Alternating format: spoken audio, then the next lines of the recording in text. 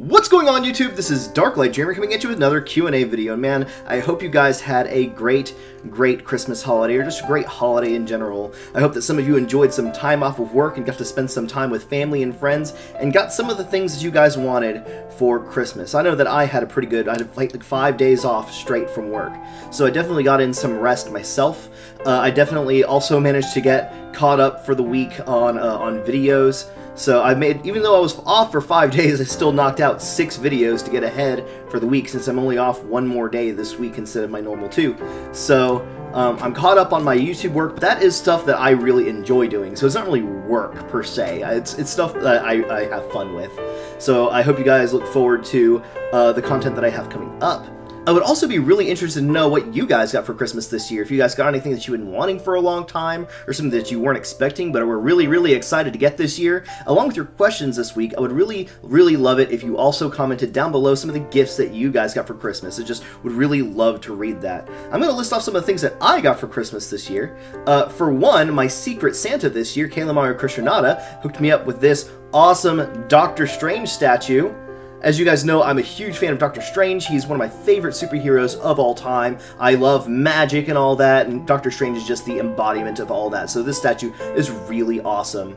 Also from Kalamari Krishnada, he hooked me up with a $20 gift card for Steam, just in time for the Steam Christmas sale. So I also managed to pick up a few games that I'm going to be playing for you guys. I know at least one of them was highly requested for me to play, so hopefully I will also play that in the near future. So really awesome hookup for my channel. He also hooked me up with a free copy of Rocket League, and he actually just recently started up a channel to show off some of his Rocket League videos, and I'm going to ask him if he wants me or would be okay with me linking his channel down below. But if he is, I will totally leave that down in the description so you guys can see some of his awesome videos. He's just starting off, so he's working out some of the kinks with his videos, but I really enjoy his commentary and his content, so maybe you guys will be able to check that out. For Christmas Day, I got a couple really awesome shirts. I got this one that I'm wearing, for one. You guys know that I'm a huge fan of the Persona series, so this is Persona 4. There's the main protagonist and his persona, Izanagi, the one that you initially start with. And I also got this awesome Soul Eater shirt, which is this awesome Soul Eater shirt. And I know it's generally not very exciting when you get clothes for Christmas, but I know that whenever I get shirts from my brother or my sister-in-law, that they know the kinds of things that I like, and I know that whenever they pick out a shirt, it's going to be something really awesome and something that really suits my personality. So I really enjoyed these shirts. I also got this really awesome Warhammer 40k model. I don't know if you guys can see the awesome details in the gate there, but I'm going to have to like cut it out and glue it together and assemble it and paint it and all that awesome hobby stuff. But this particular model is actually Ahriman from the Thousand Suns army in the Warhammer 40k universe. And that's a pretty new army in the 40k tabletop game, so I don't have any models for the Thousand Suns yet except this one. This is the very first Thousand Suns model that I've gotten. And Ahriman is the most powerful sorcerer in the Thousand Suns, second to their Primarch, Magnus the Red. So, as you guys know, I really love magic, so this is a perfect model for me to start my army with. That's definitely the thing that drew me to the Thousand Suns to begin with, is that they are very magic-y based. They have these like pyramids where they research magic, and they have like a very Egyptian style theme to them. They have a lot of like Egyptian style decorations and like the eyes of Horus and all that. So I've been wanting to collect this for a while, and my brother definitely picked up on that and got me this awesome Ahriman model. So I'm really excited to put that together and paint that. So thank you very much for that. Let me think if I got any more gifts. Oh, I did. I didn't get a physical gift from my buddy Kilo, but he did take me to go see Sing and paid for my ticket and popcorn and drinks. And Sing actually is a really good movie. I didn't see a lot of the previews for Sing before I went to see it, so I didn't know what to expect, but definitely a great one. It actually touches on a lot of like issues I didn't expect it to touch on. So if you haven't seen it, I highly recommend it. One thing I do love about it, which very minor spoiler, but there are these like this group of red pandas in there that are very obviously Japanese, and it's a bit racist. Not gonna lie, but they're like these happy little red pandas that don't speak English. They only speak Japanese, so he's trying to communicate with them, and they just giggle and run off, and they sing this like J-pop songs throughout the movie, even though they're not supposed to be in the show. They just pop up and start singing. But they're freaking hilarious. I love this little song that they sing, so definitely a movie I would check out. But anyway, you guys aren't here to hear about my gifts or me going to see the movie. You guys are here to hear some of the answers I have to some of the questions that you guys asked me in the Q&A video that I posted up in the Q&A Friday video last week. So let's get right into it. Wargamer Sean says, "Hey man, Merry Christmas to you. What are you working on with your Eldar? Take care and Merry Christmas. I really hope that you had a good Christmas, man." Short answer, what am I working on with my Eldar right now? Nothing, unfortunately. I haven't really taken time to put together models and paint for a while because all my free time is dedicated to YouTube now. So, haven't taken a lot of time to do that. I still have an army of warp spiders I need to paint, especially because Tattoo for You, Richard did recently paint my warp spider Exarch, so I want to paint the rest of that army to match, to be worthy of their awesomely painted Exarch, which I definitely wanted painted because he did some awesome work by himself a couple times. I think he managed to get the killing blow on a wolf cavalry at one point, and he's been through a lot. He's been through a lot in the war, so he definitely deserved a good paint job. And I saw some pictures. Tattoo for You did a bang-up job on that. I'll show you guys in one of these videos soon whenever I actually get that in my possession. But yeah, really awesome. I don't have anything else that I have that I need to put together, though. I have things that I want to get and want to paint for my Eldar army in the future, but Warhammer 40k has kind of been like on a lesser priority right now, just because I want to focus on my channel. So, unfortunately, I'm sorry about that. Let's see. Underdog Painting says, "Have you ever played Alex the Kid, which was built into the Sega Mega Drive? If so, what's your opinion on it?" Excuse me, I think it's my all-time fave game just for nostalgia from my childhood. Have a good Christmas. You're amazing. Peace out. Baza, I'm really glad that you're enjoying my channel, man. I hope you had a great Christmas as well. Unfortunately, I had never even heard of Alex the Kid up until the point that you mentioned it. I'm going to do some research. I'm going to look it up a little bit, just see what it's all about, so that way I can let you know what I think about it. So, he also asks, "What names did you think of before you ended with this one?" Before I decided on Darklight Dreamer, I had been thinking about it for a few days as to what my channel name was going to be, and I had a couple that I just thought of and like quickly threw away, but there was one I kept kind of coming back to before I decided Darklight Dreamer was the one, which was Tiamat Zero. And the reason being, whenever we were growing up, my brother and I have always called ourselves the Twin Dragons. Even though we're not technically twins, we've always kind of like seen ourselves as being twins, as being on that similar level. Well, maybe it hasn't always been that way, but ever since like a certain point in our lives. And he's always associated himself with with Bahamut, and I with Tiamat. And I don't picture Tiamat as like the tri-headed like Hydra Tiamat, but more like just Bahamut's dark brother.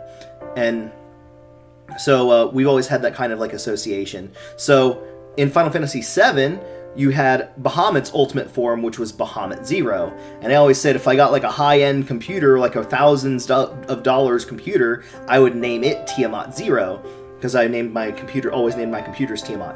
So I thought that was a pretty cool name for a channel, was Tiamat Zero. It sounded really badass. But I think that there is an overabundance of people that just use some really cool sounding channel names, and I didn't just want to be another one of those like I didn't want it to sound like super cheesy, just sound like I wanted to pick something really cool sounding for my channel name. I loved Darklight Dreamer when I thought about that one because it spoke more about who I was. So that's why I decided on that one instead of Tiamat Zero. So James asks, "Hey, I remember White Knight Chronicles. It was remade with White Knight Chronicles 2. I didn't know that. I knew that there was a White Knight Chronicles 2, but I didn't know the first one was remade with it.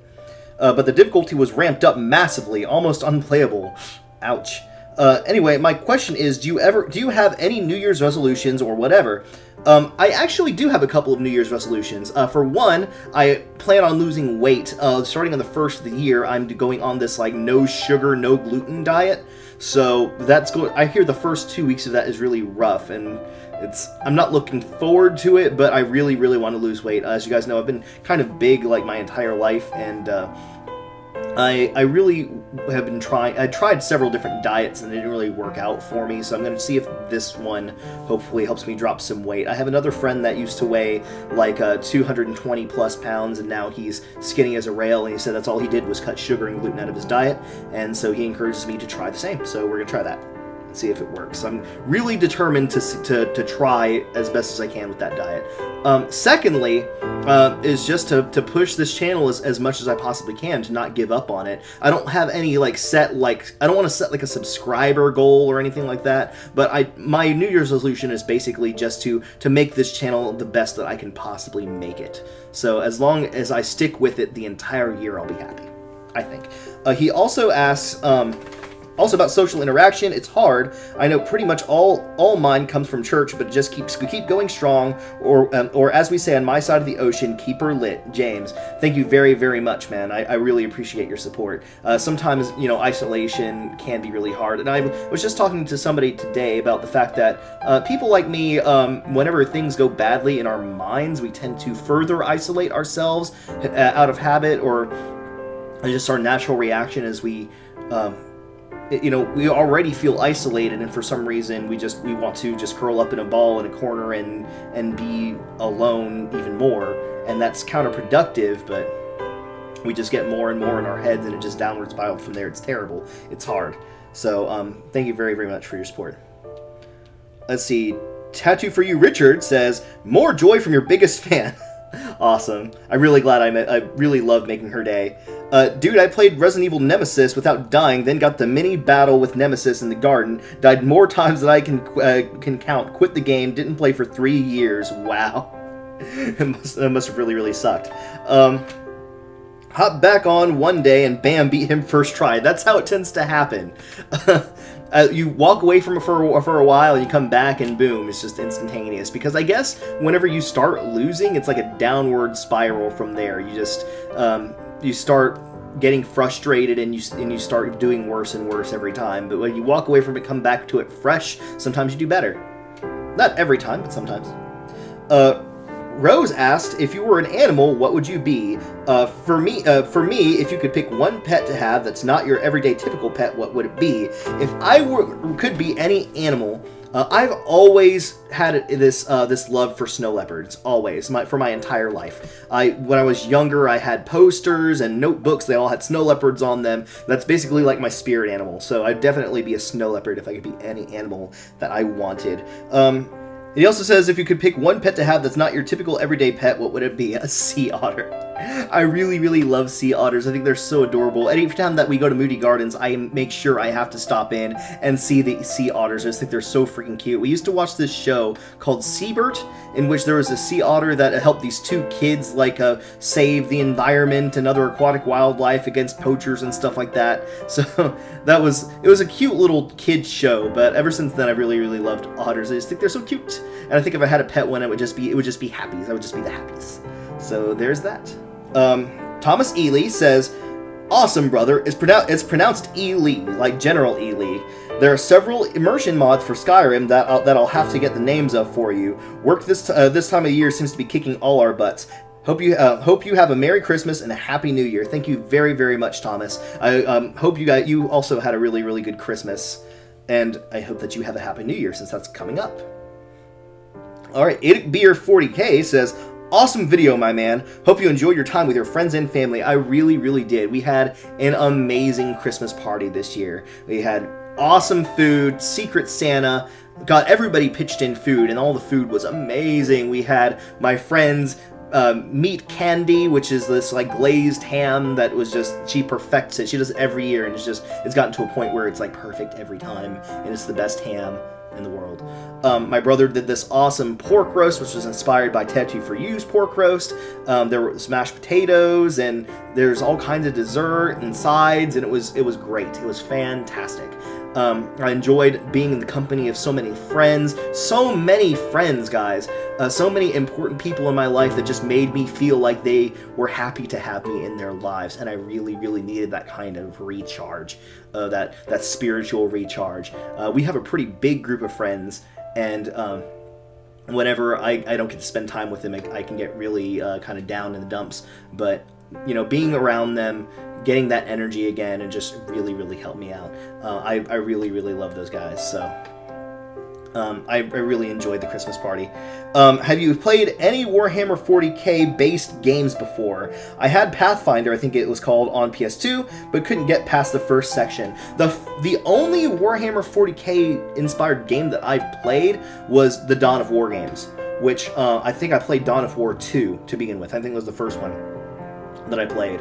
And I played Eldar, of course, but I played that for a while, but I'm not very good at RTS games. I played around with it for a while, but it didn't keep my attention for super long, because I'm just not good at RTS games at all. I tried to get into StarCraft, I tried to get into Dawn of War, just couldn't really. So those are the only Warhammer 40k based games that I played. I do want to do some Let's Plays on some Warhammer 40k based games in the near future for my channel, just because I know that a lot of you guys that watch my channel do play Warhammer 40k, and I'd love to support you guys for, you know, and show you guys some appreciation for supporting my channel so much by doing something that kind of relates to y'all's hobbies. So I do want to do that.